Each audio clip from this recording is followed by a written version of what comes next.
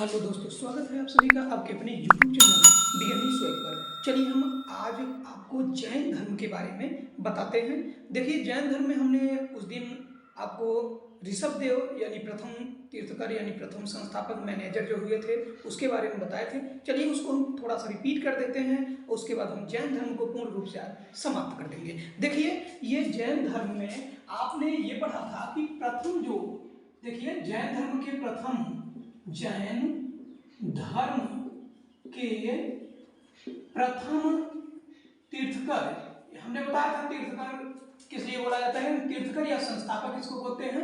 Manager जिसको बोला जाता है। यानी तीर्थकर, प्रथम तीर्थकर कौन थे? तो ऋषभदेव प्रथम तीर्थकर थे। उसके बाद प्रथम तीर्थकर ऋषभदेव, इन्हीं का नाम था, या आदिनाथ इन्हीं का नाम था। देखिए, इसमें हमने बताया था प्रथम ये तीर्थकर, इनका जो है ऋग्वेद में अरिष्टनेमी और ऋषभदेव दोनों का नाम ऋग्वेद में मिलता है। यानी ऋग्वेद में अरिष्टनेमी और ऋषभदेव, यानी ऋषभदेव और अरिष्टनेमी का नाम मिलता है। अरिष्टनेमी का नाम कहाँ मिलता है? तो ऋग्वेद में अरिष्टनेमी का नाम मिलता है। देखिए, उसके बाद मिलता है। देखिए, हमने कहा कि जैन धर्म के प्रथम तीर्थकर जो थे ऋषभदेव या आदिनाथ, इन्हीं का नाम है। ऋग्वेद में ऋषभदेव और अरिष्टनेमी, ऋषभदेव और लिख देते हैं यहाँ पे छोटा सा, और अरिष्टनेमी का नाम मिलता है। अरिष्टनेमी जो थे वो 8वें थे। अब देखिए, हम इसमें थोड़ा सा बात कर लेते हैं। जो ऋषभदेव थे और इनका प्रतीक क्या था, यानी चिन्ह इनका क्या था? तो सांड था। सांड इनका चिन्ह था। अभी हम डिटेल दे देते हैं आपको। और इसके बाद देखिए, जो 23वें तीर्थकर हुए थे, इसके 23वें तीर्थकर, ये प्रथम तीर्थकर थे। अब 23वें तीर्थकर की हम बात करते हैं। 23वें तीर्थकर जो थे तीर्थकर, वो थे पार्श्वनाथ। 23वें तीर्थकर कौन थे जैन धर्म के? तो पार्श्वनाथ थे 23वें तीर्थकर। इनके पिता जो थे, इनके पिता यानी इनके पिता का नाम, इनके पिता का नाम क्या था? पार्श्वनाथ के पिता का नाम उस वाले वीडियो में हमने बताया था। तो इनके पिता का नाम अश्वसेन था, अश्वसेन। और इनकी माता का नाम, जो कि ये राजा थे अश्वसेन, और इनकी माता का नाम जो है, माता का नाम, यानी माता का नाम अगर हम बात करेंगे तो इनकी माता का नाम था वामा। अब इनकी पत्नी का नाम देखिए, इनकी किसकी? पार्श्वनाथ की। इनकी पत्नी का नाम था, इनकी पत्नी का नाम था प्रभावती। इनकी पत्नी का नाम प्रभावती था। देखिए, हमने डिटेल दिया आपको। देखिए, फिर से बता देते हैं आपको। देखिए, 23वें तीर्थकर पार्श्वनाथ थे। इनके पिता का नाम जो था अश्वसेन था, वो कि काशी के राजा थे। और माता का नाम वामा था, जो कि कौशल देश की नरवर्मन की पुत्री थी। ये किनकी पुत्री थी? नरवर्मन, जो कि राजा थे, वो भी नरवर्मन की पुत्री थी। हमने उस वीडियो में बताया है आपको, नरवर्मन की पुत्री। कौन? इनकी माता, यानी पार्श्वनाथ की माता जो है वो नरवर्मन की पुत्री, यानी इनका नाम वामा है। इनकी पत्नी का नाम जो है वो प्रभावती है। आप इसका स्क्रीनशॉट लीजिए और हम आगे भी बात करिए। इनका जो है, इसके बाद आते हैं 24वें तीर्थकर, यानी 24वें नंबर पर आते हैं। कौन? 24वें तीर्थकर, यानी संस्थापक, जिसको हम मैनेजर बोलते हैं। 24वें तीर्थकर ये होते हैं महावीर स्वामी। महावीर स्वामी 24वें तीर्थकर हुए। कौन? महावीर स्वामी 24वें तीर्थकर हुए।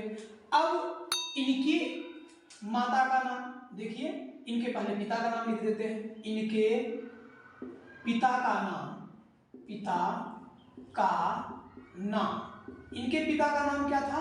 इनके पिता का नाम सिद्धार्थ था। सिद्धार्थ, ध्यान से समझिएगा दोस्तों, इनके पिता का नाम सिद्धार्थ था और इनकी माता का नाम, इनकी माता का नाम, माता का नाम, इनकी माता का नाम क्या था?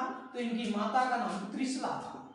त्रिशला, इनकी माता का नाम त्रिशला था और इनके भाई का नाम, यानी भाई का नाम, ध्यान से समझिएगा दोस्तों, भाई का नाम, भाई का नाम है नंदीवर्धन। नंदीवर्धन, इनके भाई का नाम है नंदीवर्धन, किसके? महावीर स्वामी के। और इनकी बहन का नाम, यानी बहन जो थी, बहन का नाम तो सुदर्शना था। इनकी बहन का नाम सुदर्शना, सुदर्शना, इनकी बहन का नाम सुदर्शना और इनके पुत्र, सॉरी पुत्री, यानी पुत्री का नाम, इनकी पुत्री ही थी, पुत्री का नाम अनुजा प्रियदर्शनी, यानी इनका नाम अनुजा, अनुजा या प्रियदर्शनी, या प्रियदर्शनी था। इनकी पुत्री का नाम अनुजा या प्रियदर्शनी था। अब बात यह होती है कि जो सुदर्शना थी, सुदर्शना का जो पुत्र था, यानी इनका पुत्र, सुदर्शना का पुत्र जो था वो जमाली था। जमाली, जमाली इनका पुत्र था और इन्हीं से इनकी शादी होती है, किसकी? प्रियदर्शनी की, यानी प्रियदर्शनी की शादी किससे होती है? जमाली से। ध्यान से समझिएगा दोस्तों। अब ये हम थोड़ी सी बात आपको बताते हैं, पहले इसको कहानी की तरह, और उसके बाद हम आपको आगे वीडियो की ओर ले चलते हैं। ध्यान से समझिएगा दोस्तों। देखिए, इसमें हमने बताया आपको कि जो इनके पिता थे महावीर स्वामी, महावीर स्वामी जो थे उनके पिता का नाम सिद्धार्थ है और माता जो है वो त्रिशला है, और त्रिशला जो है माता इनकी वो चेतक की बहन है। राजा चेतक की बहन है, चेतक की बहन, ये चेतक की बहन है। कौन? तो माता इनकी त्रिशला जो है वो चेतक की बहन है, माता त्रिशला चेतक की बहन। अब ये चेतक कौन सा चेतक है? वही चेतक जिसकी पुत्री बिंबिसार ने जिसकी पुत्री से शादी किया था। चेलना जिनका नाम था, उन्होंने 3 शादियां किया था। बिंबिसार ने, वो ब्राह्मण जाति का था, वो 3 शादियां किया था। उसमें से एक जो शादी किया था, यानी चेलना से, वो चेतक की पुत्री थी। वो कौन थी? वो चेतक की पुत्री थी। उन्हीं से वो शादी कर लेता है। कौन? बिंबिसार। आगे वाले वीडियो में हम बताएंगे, जब बिंबिसार की कहानी बताएंगे तो इसकी भी पूर्ण रूप से व्याख्या करेंगे, हम आपको बताने का प्रयास करेंगे और आप समझिएगा। देखिए, इनकी पुत्री का नाम हमने बताया अनुजा या प्रियदर्शनी, इन्हीं से शादी कर लेता है जमाली। अब यानी इनका दामाद हो जाता है, यानी महावीर स्वामी का दामाद कौन है? तो दामाद इनका जमाली है, यानी दामाद, किसका दामाद? तो महावीर स्वामी का दामाद जो है वो है जमाली। जमाली, वही जमाली जो इनकी बहन का पुत्र है। उन्हीं उनकी बहन के पुत्र से अपनी पुत्री का शादी कर देते हैं वो, और यानी जमाली से शादी कर देते हैं, जो कि इनका दामाद हो जाता है। देखिए, उसके बाद ये इनके बचपन का नाम, यानी महावीर स्वामी जो थे, महावीर स्वामी का बचपन का नाम, बचपन का नाम वर्धमान, वर्धमान, इनके बचपन का नाम वर्धमान है। इनके बचपन का नाम वर्धमान, यानी इनके बचपन का नाम वर्धमान था। देखिए, ध्यान समझिए, महावीर स्वामी जो थे, हमने बताया आपको 24वें तीर्थकर महावीर स्वामी थे। इनके पिता का नाम सिद्धार्थ है, इनकी माता का नाम त्रिशला, और जो कि चेतक की बहन थी। भाई का नाम नंदीवर्धन, बहन का नाम सुदर्शना, और सुदर्शना के पुत्र का नाम जमाली, और पुत्री यानी महावीर स्वामी की पुत्री का नाम अनुजा प्रियदर्शनी। किसकी पुत्री है? महावीर स्वामी की। महावीर स्वामी की पुत्री, महावीर स्वामी की पुत्री का नाम अनुजा प्रियदर्शनी, और इनका दामाद जो है वो जमाली है, यानी उन्हीं की बहन का पुत्र है जो कि इनका दामाद हो जाता है। चलिए अब इसको हम विस्तार से पढ़ते हैं कि महावीर स्वामी का जन्म कैसे हुआ, कब हुआ, और इसके बारे में विस्तार से पढ़ते हैं। इसका स्क्रीनशॉट लीजिए और आगे हम वीडियो में बताते हैं। देखिए इसमें महावीर स्वामी जो थे, महावीर स्वामी इनके बचपन का नाम, देखिए महावीर स्वामी के बचपन का नाम सिद्धार्थ था, वर्धमान था।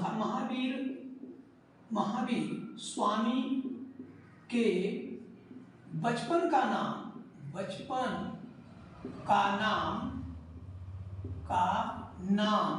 वर्धमान था, यानी इनका बचपन का नाम वर्धमान था। देखिए इसको अंडरलाइन कर देते हैं, वर्धमान था। एक अनुश्रुतियों से पता चलता है, जैसे जैन अनुश्रुतियों के माध्यम से ये पता चल रहा है कि पहले ये ब्राह्मण कुल में ऋषभ के ऋषभ दत्त के पत्नी देवनंदा के गर्भ में थे, जिसे इंद्र ने प्रतिस्थापित करके यानी इनको त्रिशला के गर्भ में भेज दिया, यानी त्रिशला के गर्भ में त्रिशला के पुत्र हो गए। पहले यानी एक अनुश्रुतियों से पता चलता है कि देखिए अनुश्रुतियों के द्वारा अनुश्रुतियों से पता चलता है, पता यानी किसके, जैन अनुश्रुतियों से पता चलता है कि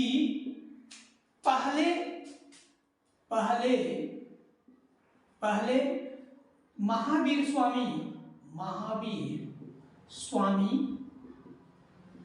स्वामी ऋषभ दत्त, यानी किसके,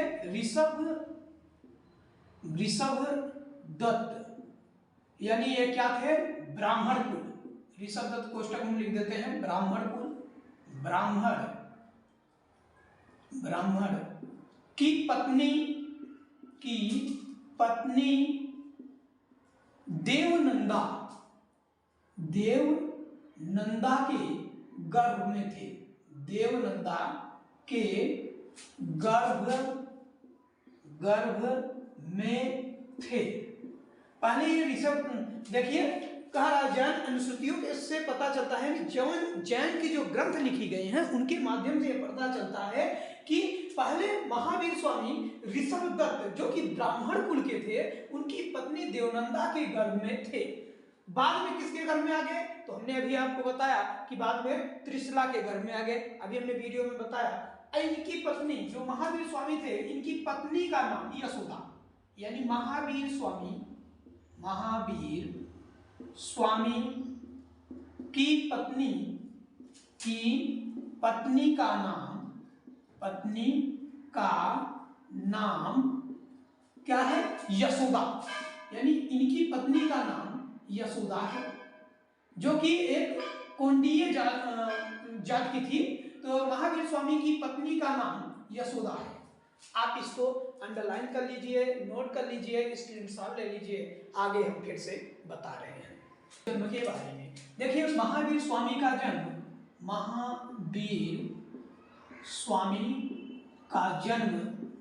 स्वामी का जन्म 540 ईस्वी यानी 540 ईसा पूर्व कुंडग्राम वैशाली में हुआ था। यानी महावीर स्वामी का जन्म 540 ईसा पूर्व में कुंडग्राम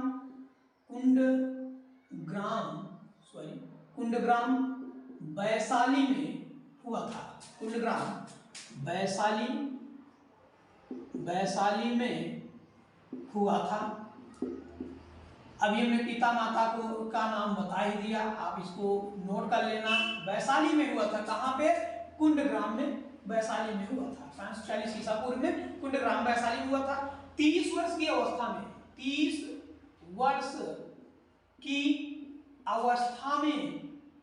30 वर्ष की अवस्था में अपने भाई, हमने भाई का नाम बताया अभी, नंदीवर्धन से वो अनुमति लेकर घर को त्याग दिए थे। 30 वर्ष की अवस्था में अपने बड़े भाई नंदीवर्धन, बड़े भाई नंदीवर्धन से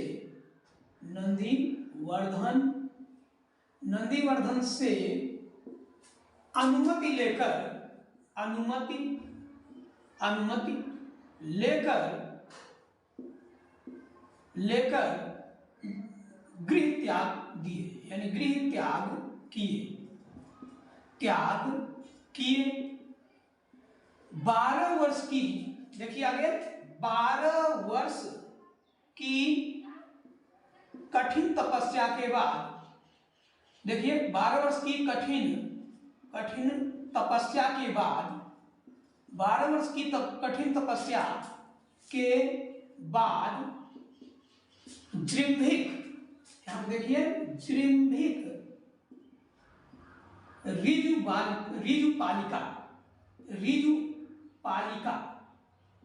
ऋजुपालिका या इसी को ऋजुपालिका नदी, या पोस्टर में लिख देते हैं, इसको ही बोला जाता है पुनपुन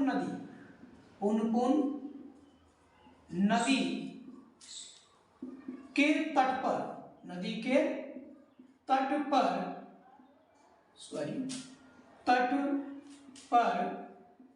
इन्हें ज्ञान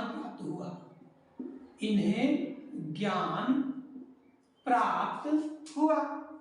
जब ये ज्ञान प्राप्त कर लेते हैं, प्राप्त होने के बाद इन्हें जीन यानी विजेता कहा गया। ज्ञान प्राप्ति के बाद इन्हें जीन यानी विजेता। हमने कहा था कि जैन का शब्द अर्थ जीन से मिलकर बना है। आप अगला वीडियो देख लेना, पिछला वीडियो, हम इसका लिंक डिस्क्रिप्शन में दे देंगे, आप उस वीडियो को भी देख लेना। उसमें जैन धर्म और बौद्ध धर्म में किस तरह से बुराइयां किया है उसके बारे में हमने बताया है, तो उस वीडियो को देख लेना, फिर इस वीडियो को देखना, तो आपको अच्छे से समझ में आएगा। चलिए स्क्रीनशॉट ले लीजिए इसका। प्राप्ति के बाद इनको क्या कहा गया, देखिए जब ये ज्ञान इनको प्राप्त हो गया, तो ज्ञान प्राप्ति के बाद